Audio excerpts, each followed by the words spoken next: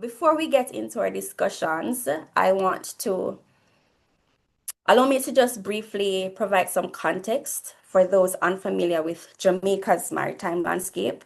So, the Port Authority of Jamaica, PAJ, is the national agency established under the Port Authority Act of 1972 that is responsible for regulating, managing, and developing all seaports in Jamaica. So, it serves both as a governing body and a strategic leader, ensuring port operations meet international maritime standards. So the Port of Montego Bay, which is one of Jamaica's busiest ports, doing both cargo and cruise, is owned by the Port Authority, but managed by Port Handlers Limited under a management agreement with the Port Authority. So Port Handlers Limited, or PHL, oversees the day-to-day operations, ensuring efficiency in handling cargo and cruise traffic. So a few years ago, the Port Authority embarked on a significant digital transformation initiative to move the Port of Montego Bay away from manual processes, using spreadsheets, calculators, paper-based documentation, to modernizing and automating the systems powered by ADVANTUM port software. And one key figure who played a crucial role in the success of this transformation was Mr. Norman Lindo, our guest today. Norman is a retired port technology expert with over 30 years of distinguished service, most notably as Vice President of Information Systems at the Port Authority of Jamaica. And during his tenure, Norman led numerous technology implementations, collaborating closely with ADVANTUM to ensure successful adoption and tangible operational improvements. So today I'm delighted to facilitate a conversation with Norman to gain insights from his extensive experience and to discuss practical ways that ports across the Caribbean region can similarly embrace digital transformation effectively. Good morning, Norman. Good morning, Tashai. And how are you doing today? I am good. Thank you for the opportunity to share with the PMAC team. And thank you so much again for being on with us. All right, I have just spotlighted both of us so we can have a great discussion this Sure. morning.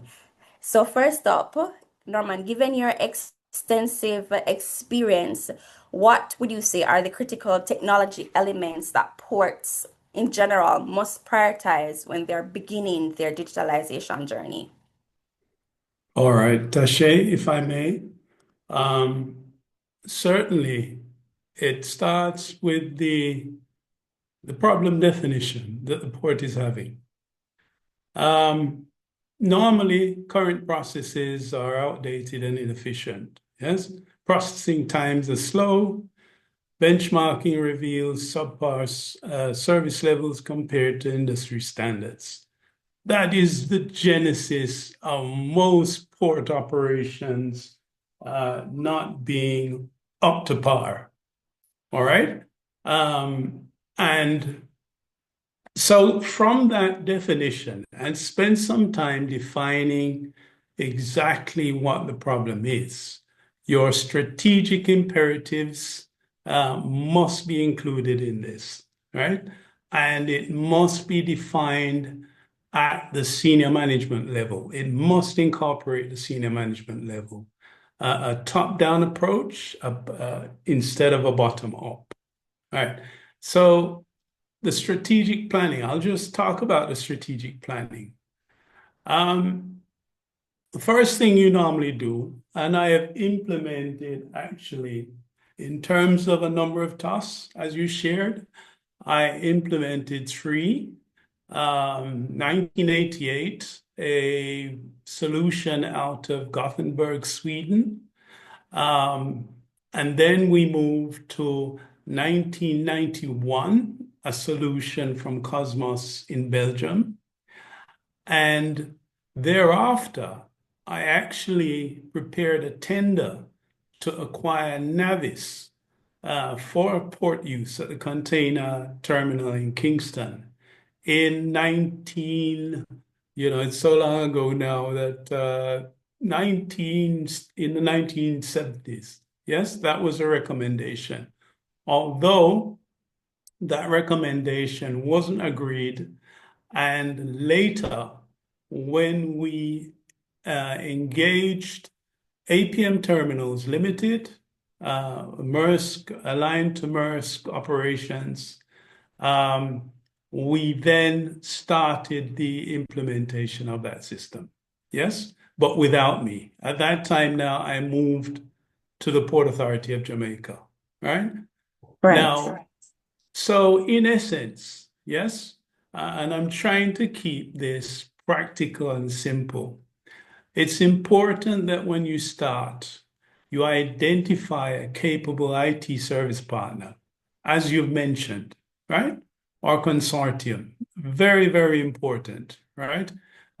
Technology, most port operations do not have an IT cadre that is up to date with the necessary infrastructure, trends, and so on.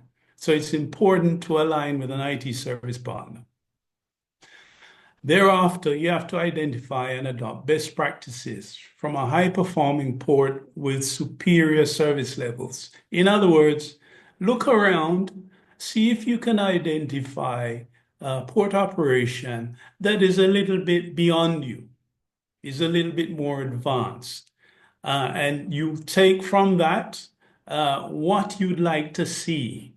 How will your problem definition be articulated? You have to see it and feel it, right? Um, then you identify a dedicated project team, including internal management and key stakeholders from the port. This is not anything new. This is the traditional stance in project implementations. Yes? Once you've identified that port and the project team now, you do a knowledge exchange and preparation. You organize exchange visits to the selected benchmark port and observe and learn. This is where the partnership is very important. You have to table those, table and plan those visits with specific objectives in mind. Whether it's a process improvement, how are you going to, for example, introduce handhelds in the shipside operation, right? You may have to have a small team go and look at that specific aspect. So it's important to manage it very, very carefully, these exchange visits. Yes?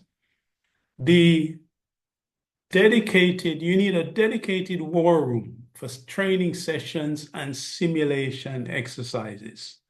Back in the day, with our implementations, we did not have the luxury of outfitting a room that had computers, communication devices inside there, and pulling off people from the existing operations into a controlled area where we could simulate and train and learn very, very quickly. All right. So these are the must-haves in doing it today. Yeah. Look for that war room. That war room is usually there somewhere on your premises. It's either a training room. It could be that you decide you're going to take the meeting room for that period and just retrofit it, putting in all the tools that you need, all the communication devices. Yes? All right. So the next thing after the war room, the exchange visits, your project plan development. Finalize a comprehensive project plan with clearly defined milestones. Set target performance metrics and develop risk mitigation strategies. Very, very important. Yes, identify the risks as you're going along. The risk, its impact to stakeholder groups. This is where you have to collaborate with those stakeholders, those partnerships. That's very, very key. That comes to stakeholder communication. Keep all stakeholder groups informed about the proposed changes and their impact, the impact to them. You have to get their buy-in and support. Very, very important. Yes. So the change not only impacts your internal operations, it also impacts the external processes. It may be that you now need to receive information in a different way. I need it in an electronic manner. I do not need it in manual copies being sent to the office anymore, right? Because I'm looking at improvement, right? And that is a reasonable request. So that is why it's important from a very early stage to develop good stakeholder relationships with the port community. Yes? Keep all stakeholder groups informed about the proposed changes and their impact. Issue regular advisories, starting with monthly updates during the early stages, fortnightly updates after, and then during the final phases, you're going to go to weekly updates. Yes? And there's obviously a reason why. Yes? It's coming, it's going live. Implementation now, when go live, you have to assess the implementation readiness. And I said, I've been there with so many implementations. When I go to my team and I ask them, are you ready? Oh, they always need a little bit more time. Yes? You may be 90 odd percent ready. You have to make that call. We need to set this deadline now. And the 10%, right, gap that you will incur as you implement, you make sure you have your support team on board. Yes, that IT service team on board. You have your internal people, project team people, as well as the vendor with the solution. If it's not Advantum, it could be Navis or it could be a Cosmos. Yes, they must be on the same page, right? So with the go live, ensure you have strong management support to address any unforeseen issues. I recall with a third implementation I had where I was implementing a vessel planning solution and yard management involved into the operations. As it started, things were not coming together. It wasn't synchronizing. So, for example, the person under the crane whose job is to record the container coming off the crane, thereafter, once he inputs that, it goes to the system. The system then acknowledges it. It finds the appropriate position on the yard for that, and then it would communicate the instruction to the mobile unit that is going to retrieve it from the crane and place it in the yard. Now, because we didn't have the luxury of having a war room that we could simulate all these events coming together in real time, we had to suspend the operations of the port that had one huge evergreen vessel in port and two ZIM vessels, right? Our port, Kingston Container Terminal, is a U-shaped. The longest berth had the Evergreen occupied. And on the other berth, we had a ZIM Israeli ship. Now you can imagine that here we are, we have a challenge with synchronization, and we're asking for a 3-hour stoppage on the vessels so that we could sort this out, right?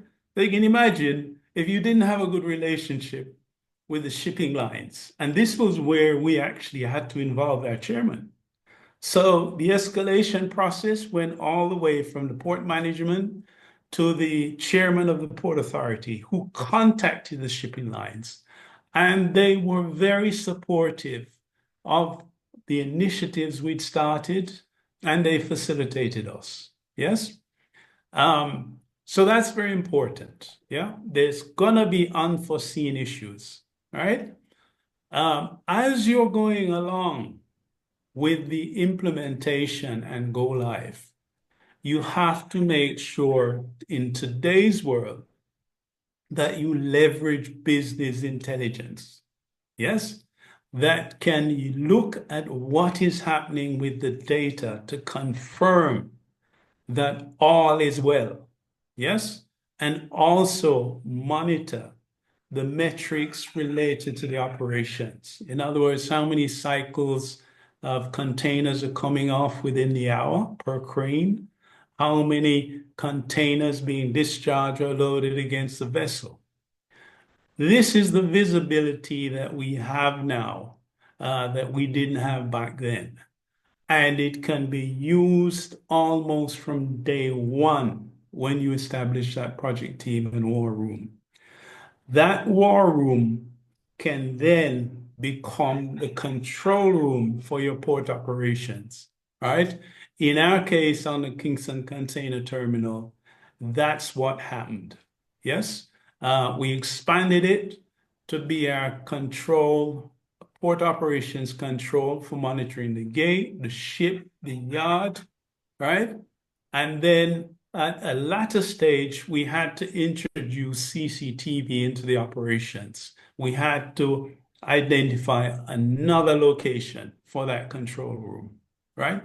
So again, I'm not going to prolong this because there are many, many details. And one of the things I must bring to the attention of all the team members, AI is a must for whatever you're doing and whatever stage you're at. It helps with concise accountability of what you're doing. It can give you a double check about your proposed plan, right? And all it's doing, all AI is doing, it is feeding on information that we collectively, right, on the internet have provided to the internet. And it will extract that information based on our question or our need and put it in a structured way. So any aspect of a challenge you're having, I would encourage you to utilize those AI engines in going forward, right? And finally, all I'd like to say is that it was my simplest implementation was actually the one spoken of by Tsahai at the Montego Bay port, where we introduced a cloud-based the ADVANTUM Port Manager.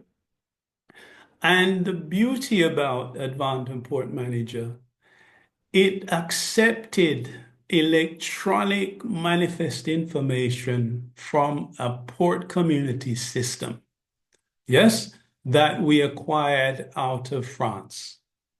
Yeah. And just to give you some quick background as to how we acquired that port community solution for Jamaica, we got a project team together made up of Port Authority, SAJ, the shipping agents, the port operators, and we traveled to Spain, France, England, and Belgium. And the purpose of that visit was to identify an appropriate port community solution for implementation, because that was our need at that point in time. Your needs may differ, and I can see based on your summaries, you're at various different stages. But these discovery visits are very, very important for you to gain insight, because you may identify a solution, but in terms of implementation of it, it's about culture, right? How it's used, the idiosyncrasies of your team, right? When you, for example, put together the project team, the accepted roles to form the project team may not be the best way to go. You know, you can incur a lot of problems based on choosing the wrong people, all right, to get these things going. And then finally, there are going to be casualties. I have never been in an implementation where I would put it as a casualty. There's some people that are not going to be able to make that transition. And it's the fact of life. Yeah. And so you have to think about that. How are you going to transition those people into other roles? All right. So I've just given you a brief synopsis of what I've done. I've gone all the way from just basically TOS systems. We've done DGPS. We've done electronic data interchange, yard management, vessel planning. All right. So all the suite of programs, the port community system through the Port Authority, I'd say, and CCTV systems, I can say that basically I have been part of all the intelligent technology being used on the port. All right, including a network upgrade, by the way. All right, so thank you for your time. Thank you so much, Norman. And I do have a couple follow-up questions, especially consi regarding that war room that you spoke about. Because even in our prior discussions, you mentioned just the importance of pulling away team members from their everyday task at different points in the project and the importance of that. So I'd love for you to share a little more about that because oftentimes, we feel as if we're so busy with the day to day, but then, just share more about the importance of that specific initiative that you were mentioning to me. Okay, so essentially what you're trying to achieve, you're allowing persons to gain insights into the new operations. So you have to ensure that you afford them the time, which means these are experienced people in your operations, and you're going to select them based on their technical ability, for example, their aptitude towards use of computers, right? And when you relocate them to the project team for a 6 to 9 months to implement the new solution, you ensure that you have their support staff that can move up and take their roles on. Very, very important. So they will be dedicated to looking at the new system. Yes, in all its features. And why the war room? The war room is important to have the collaboration of all the different processes come together, that you're right alongside each other. So, for example, I'm trying to select a box from the yard. An appointment has been created. I'm selecting the box from the yard. It's going to be loaded on a container handler, and then it's going to be delivered to a truck and then gate pass out. Now, those are 4 or 5 processes together. They must happen in the one area to ensure the synchronization and the simulation goes smoothly, right? Any issues you may have, for example, with the backend, the infrastructure, whether it's the computer being slow, whether it's trying to find a match between appointment and selection of container on the yard. The data may be misaligned. You can assess where the problem is in that area, right? And that's the purpose of the war room. And it's important, by the way, again, in today's world, the tools that you're going to provide that team are flexible tools. They're laptops that can be used not only in that war room, it can also be used remotely. Yes, because there will come a stage where you have to have those people go out to the various processing points to assist with coordination. Yes? Although you will bring the persons to be trained into the war room and train them, because it's also a training area. At the time of implementation, you may just have to go out and hold their hands and give them a little bit more confidence. Yeah? I trust There, that has helped. I believe so. And there is a question in the chat that I had as well. So it says, this is from Randy Rochester, regarding the casualties. How has this been managed in union environments, which I know you're also familiar with? Oh, absolutely. The union is a key stakeholder in this change management system. Yes? So it's not as if they're not aware of what is taking place. We're very transparent. So, for example, I recall that when we implemented the yard management system, this was where we actually put computer devices in the container handlers, right? And the container handlers could lift 1/2 containers. In other words, a three high. Yeah. Now, you'll find that the instruction dialog that comes on that computer, so basically, the operator has to say, I'm now ready for the next move. So once the operator signals, I'm ready for the next move, the system will send the next available instruction to him.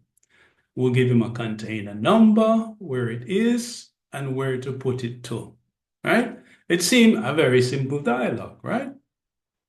In our case, because we didn't have the beauty of simulation and the war room, it ended up on implementation time where we had 3 to 5 of us that would have to climb the container handlers during the operation just to guide the equipment operators with the dialogue. Yes? All right. So the union dialogue is very important. They're part of a key stakeholder group. So you have to be transparent and you say, well, basically, we're having a challenge here. And we normally take the approach. We will give everybody a chance to succeed. Yes? So the realization normally is the individual will actually come back most times and says, no, this is a bit too much for me, right? And then what we would do, we would identify, because container terminal operations has many aspects of work activity, yes? That from you implement a digitized solution, there are additional functions that come into the picture that weren't there before, right? Such as audit checking and so on. Yes, that things are going okay, right? So we were able to transition those persons to the similar roles to what I just said to you. And over time, gradually that role will just go away. Usually you find the persons that have the challenges have been there 30 plus years. Yes. And they're approaching retirement. I think in some occasions, we've actually encouraged them for an early retirement with a package. Yeah. So, I hope that answered Mr. Rochester's question. But one thing that you mentioned that I wanted to touch on is the time for implementations, because you mentioned like a 6 to 9 month period. So that the usual time that you've seen? Because in our case, we have clients who they're excited to go forward and they may have a timeline in mind. And let's say they say a 2 month period, but while the system itself can be implemented right away, it's a digital system, but in terms of that change management process to get all things aligned, all people aligned, all training aligned, and ready for actual go live, it's a little different from just having the system available on your computers and the configuration Absolutely. set up. Absolutely. I mean, the assimilation takes time. Yes. And as you said, you can be very aggressive with it. You can put the war room in place, establish your project team, get all the tools, the infrastructure in place, right? And be very aggressive about it. But no, the normal cycle is with implementations, 6 to 9 months, right? Where it gives all the parties, not only internally, but externally too, the time for them to adjust. So, for example, the truckers that visit your port, you may have a requirement for them in terms of a change. Yes, you may introduce a booking concept to them that they no longer just turn up at the port, they make an appointment. Yes. So this is where the additional factoring those timelines come in. You have to do the planning very, very clearly to assess that. Yeah. The more experienced you are, so for example, if you were simply moving from a manual use of manifest information to having the manifest information supplied by a port community system, for example, that can be a very short implementation. Yes, the 2 months, because basically all you're cutting out is the hand delivery of manual documents to an electronic passage of information. Yeah, so there you go. Thank you so much. And keeping in line with that, some of the stakeholder communication that is necessary, you would have mentioned some examples, but just to give a few other practical examples, would be great for our team here, because sometimes we we know this, but it's good for it to be highlighted, such as asking for the information in specific formats and having those Yes. discussions from early to say, you usually send me in a PDF, but the PDF, and you send me via email in a PDF, but no, we need it in a computer readable format. And this is the format. And so, and having that time to test that particular format to ensure that the integrity of the data is intact for the system to assimilate. Are there any other tidbits like that to say some of the discussion points with particular stakeholders that is necessary on the onset that will ease the transition off from manual to digital? Well, the last point you made, um, I must admit, I'm a little bit, my approach has been, for example, when I recognize there is a need in the change of documents or formats, I normally lean heavily on my service provider to Yes. take care of that. I just have to identify it, as a blocking point. But my service provider in the IT field would know what's feasible and what's not feasible. Yes. I mean, in today's age, I can tell you, you mentioned PDF documents, right? As opposed to the traditional information formats. Information can be lifted from PDF formats today, Yes, so yes, they can. Yes, there's they greater can. flexibility, yeah. Um, but certainly, those, as I said, communication points usually involve, as I mentioned before, keeping your partner up to date as where you are and the changes that would impact them, and then afford them some time in terms of response. But sometimes you have to be a little aggressive with change. So normally, changes that could impact your project, you are having dialogue at a very high level. Yes. It's the CEO you're talking to, you know? So our CEO would be talking to his CEO. I'm having a little challenge here, right? I need, for example, a new computer. I need a new AS400, for example. And I share with you back in the 2000s when we were implementing an upgrade. We were about to improve the operations by an additional 40% in terms of container traffic in the air. And my assessments, I was very concerned about the present machine. And I made that known to my CEO. And this was how it was resolved. I was invited to a breakfast meeting with the CEO of the Shipping Association, right? Um, the chairman of the Shipping Association, your group. And it was simply a request. My CEO opened out by saying Norman has some concerns. So I laid it out and said the capacity of the AS400 cannot accommodate this 40% increase. And not only that, but we needed to have a backup off-site. And the one of the members of that team of the Shipping Association asked the chairman, well, that will cost us about 11 million Jamaican dollars.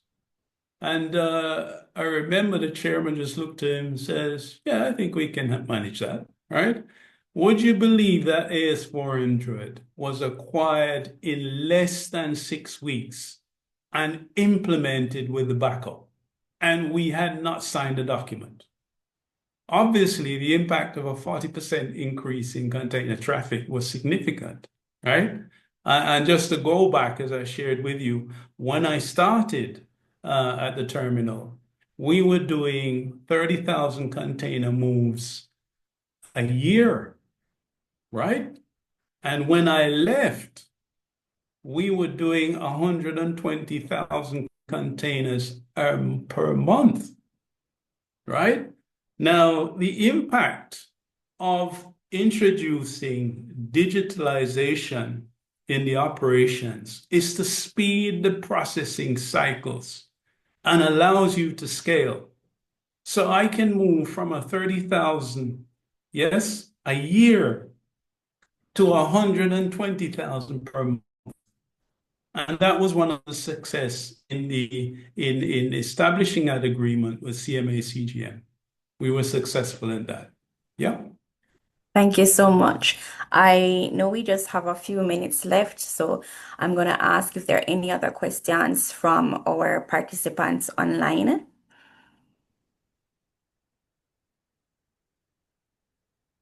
Whether you want to go ahead and unmute and speak or place that in the chat. And while I wait on perhaps the last question, I would just love for you to share just a little bit about particularly the case where we worked together at ADVANTUM for that change for the port in Montego Bay. What would you say was your greatest takeaway from just that experience? Well, the biggest takeaway was that your tool was very flexible. It was cloud-based. Yes.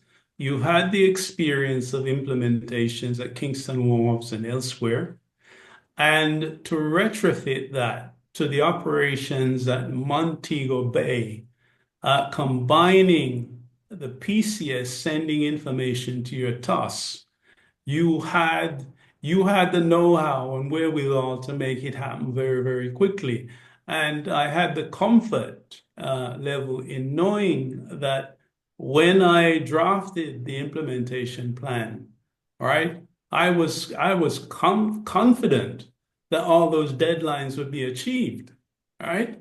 The only drawback I had, again, as I mentioned, when it's time to go live and you talk to the project team, they say, oh, we have a little bit more work to do.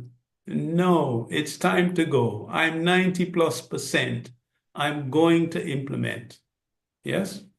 So as I said, the expertise of your support group, and it was as simple as making a call to your project lead, your technical lead, and if I should have a problem, any at all, your CEO, Francis. Yeah, it was just a call to Francis. Francis, I need your help on this.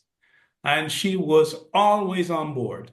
She would make whatever needed to happen happen. Okay? Thank you.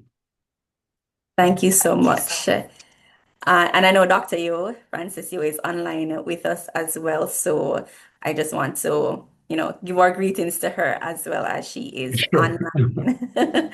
All Shay, right. if I may, I Yes, just want to reinforce Norman's point about the need to make the deadlines that we set because this process is not only a technical process. I think that most of us miss that it's a change management and cultural process too. So you're always going to get that situation where people feel that they need more time and they need to push back the deadlines. So Right. I think we also have to look in this process of digitalization at the change management aspect of it and the cultural aspect of that change management. definitely, Glenn. Absolutely. Definitely. As Norman has highlighted, it's about understanding what has worked elsewhere, but also putting in your individual team's idiosyncrasies into that and saying, we see how that works there, but it may not quite work for us. So how are we going to make this work for us and our people based on their capabilities and where we're looking to go? Yeah. I Which think which is a go ahead, Glenn. no, and I think that the key takeaways really would be that first of all, the selection of the service provider is critical.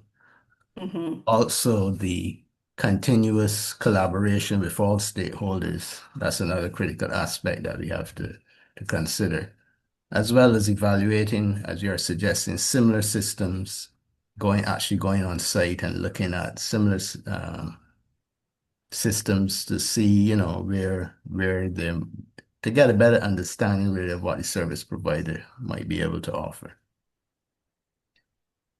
Definitely. I am not seeing any further questions, Glenn. I don't know if anyone has any now, or if it is time to hand over back to you and to say our thanks to Norman. Any questions from the floor or comments before we close? Okay, well, if there are no further questions or comments, I'd just like to officially thank Tsahai and Norman for facilitating such an interesting and informative presentation. You've indeed provided us with some very valuable insights, and I'd like to thank you again on behalf of PMAC for facilitating us. Thank you. Thank you all.